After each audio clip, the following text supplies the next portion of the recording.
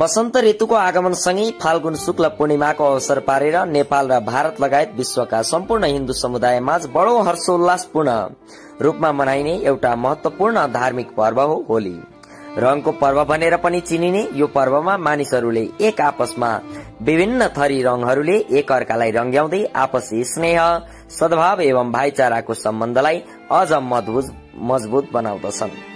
नेपालमा विशेष गरी होलीलाई 2 दिन गरेर मनाइने गरिन्छ। नेपालको तराई क्षेत्रमा यस पर्वलाई धुमधाम साथ मनाएकै भोलिपल्ट पहाड़ी क्षेत्रमा पनि उसै गरी यस पर्वलाई मनाइने गरिन्छ।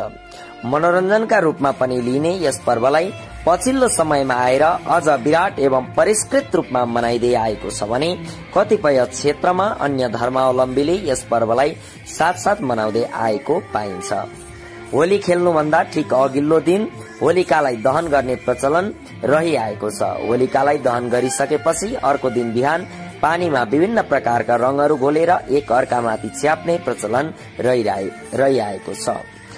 हातबाट विभिन्न रंग मिश्रित रंगेली लिएर परम्परागत फागु गीत गाउँदै नाच्दै बालबालिका युवा युवतीदेखि लिएर वृद्ध वृद्धासम्म सबैले एकसाथ होलीलाई अत्यन्तै उत्साहका साथ मनाउने गर्दछन्।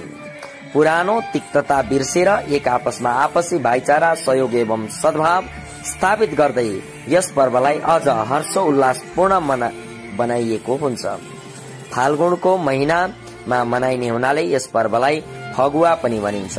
यसैगरी फागुन शुक्ल अष्टमीको दिन काठमाडौँको बसन्तपुर दरबार क्षेत्र चिर विशेष रूपले सजाएको लिङ्गो गाडेपछि होली शुरू भएको संकेतका रूपमा मानिँदै आएको छ भने फागु पूर्णिमाको राति उक्त चिरलाई ढालेर जलाएपछि फागु पूर्णिमा विधिवत रूपमा अन्त हुने परम्परागत धार्मिक प्रचलन रहिआएको छ।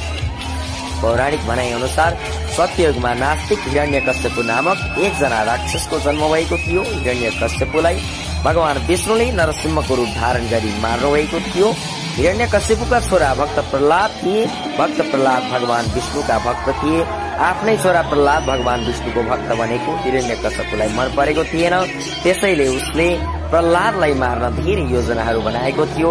एक योजना अनुसार हिरण्यकश्यपुले छोरालाई अग्निकुण्डमा हालेर मार्न आफ्नो बहिनी होलिका, जसलाई अग्निले पनि डढाउन नसक्ने वरदान पाएकी थिइन्, उनैलाई जिम्मा दिएका थिए। दाजुको आदेश अनुसार होलिका प्रहलादलाई काखमा लिएर अग्निमा बस्दा आगोले धर्मको साथ दिएकोले होलिका जलेर नष्ट त भइन्, तर प्रहलादलाई केही भएन। होलिका दहनकै खुसियाली मनाउन आपसमा रंग र अबिर छरेर होली पर्व मनाउने